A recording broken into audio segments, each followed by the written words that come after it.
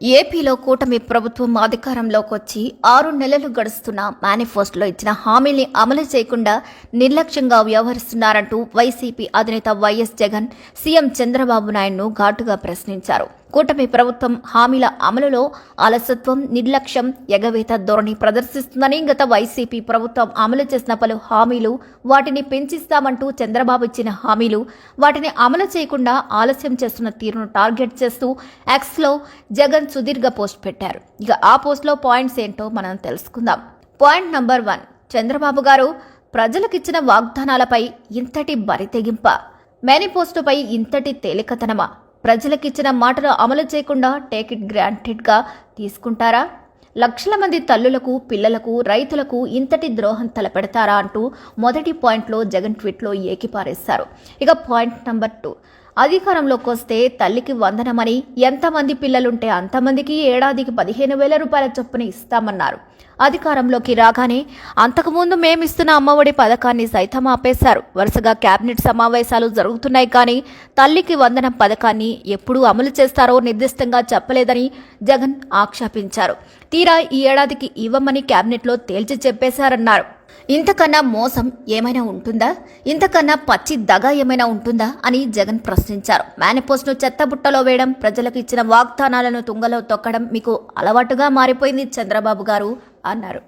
ఇక point number 3, Chandrababu గారు ఎన్నికల వేళ మీరు, మీ కూటమి నాయకులు రాష్ట్రంలోని ప్రతి చోట తల్లికి వందనంపై చేసిన ప్రచారం అంతా ఇంత కాదు. ఇంటింటికి తిరిగి కనిపించిన ప్రతి పిల్లాడిని పట్టుకొని నీకు 15,000 రూపాయలు, నీకు 15,000 రూపాయలు, నీకు 15,000 రూపాయలు అన్నారు. ఇద్దరుంటే 30,000 ఇస్తామన్నారు, ముగ్గురుంటే 45,000 ఇస్తామన్నారు, నలుగురుంటే 60,000 ఇస్తామన్నారు. ప్రజలకు మీరు చేసిన వాగ్దానం, మీరు చెప్పిన మాటలు ఆడియో, వీడియోల రూపంలో సాక్ష్యాధారాలుగా ప్రతి ఒక్కరి సెల్ ఫోన్లో ఉన్నాయి. వైసీపీ హయాంలో 44.48 లక్షల మంది తల్లులకు, దాదాపు 84 లక్షల మంది పిల్లలకు 26,067 కోట్లను మేము అందించాం. అత్యంత విజయవంతంగా అమలు చేసిన అమ్మఒడిని ఆపేసినా మీరిస్తామన్న పథకం వస్తుందేమోనని బడికి వెళ్లే ఆ పిల్లలు, వారి తల్లులు ఈ 7-8 నెలల నుంచి ఎదురు చూస్తూనే ఉన్నారు. చివరికి వారి ఆశపై నీళ్లు చల్లి ఈ ఏడాది ఇవ్వమని నిస్సిగ్గుగా చెప్తున్నారు. ఇక ప్రజలకు ఒక మాట ఇచ్చి దాన్ని నమ్మించి వారి ద్వారా అధికారాన్ని తీసుకొని ఇప్పుడు ఇవ్వలేమంటూ ఎలాంటి సంకోచం లేకుండా చెప్తున్నారు. మేనిఫెస్టోను చెత్తబుట్టలో వేయడం, ప్రజలకిచ్చిన వాగ్దానాలను తుంగలో తొక్కడం మీకు అలవాటుగా మారిపోయింది చంద్రబాబు గారు. పాయింట్ నంబర్ 4, ఇక రైతు భరోసా తీరు కూడా అలానే ఉంది. ఈ ఏడాది ఖరీఫ్, రబీ 2 సీజన్లు అయిపోతున్నా ఇవ్వకుండా గడిపేశారు. ఇదిగో అదిగో అంటూ లీకులు ఇస్తున్నామన్నారు.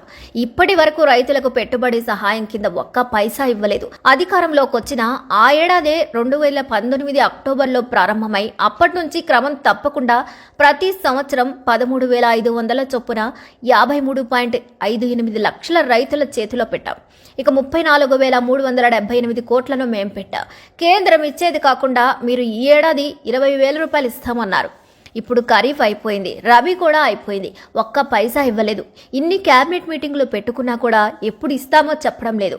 ఇది రైతులను నిలువెల్లా మోసం చేయడం కాదా? రైతులను పెట్టుబడి సహాయం లేదు, కనీసం మద్దతు ధర అందడం లేదు. ఉన్న ఉచిత పంటల బీమాను రద్దు చేశారు. ఆర్బీకేలను నిర్వీర్యం చేశారు. సంక్షోభంలో ఎవరైనా రైతులు దురదృష్టవశాత్తు చనిపోతే కనీసం ఆ కుటుంబాలకు ప్రభుత్వం నుంచి ఎలాంటి సహాయం అందడం లేదు కదా, కనీసం పరామర్శకు కూడా నోచుకోవడం లేని తెలిపారు. ఇక పాయింట్ నంబర్ 5, ప్రతి పిల్లాడికి 15,000 రూపాయల చొప్పున ఎంతమంది పిల్లలుంటే అంతమందికి అన్న తల్లికి వందనమైన మోసమే కదా.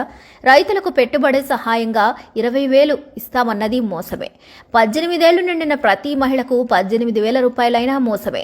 నిరుద్యోగ భృతి కింద ప్రతి పిల్లాడికి 36,000 ఇస్తానన్నారు, అది మోసమే. 50 సంవత్సరాలు నిండిన ప్రతి అక్కకు 48,000 ఇస్తామన్నారు, అయినా మోసమే.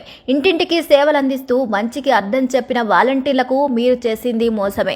ఈ మోసాలన్నింటికీ తోడు ఈ పాలనలో ప్రజలపై ఛార్జీలతో బాదుడు కనిపిస్తుంది. ప్రతి అడుగులో స్కామ్లే.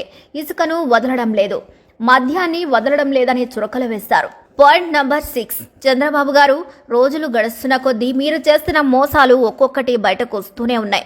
ఇవి ప్రజల్లో తీవ్ర ఆగ్రహానికి దారితీస్తున్నాయి.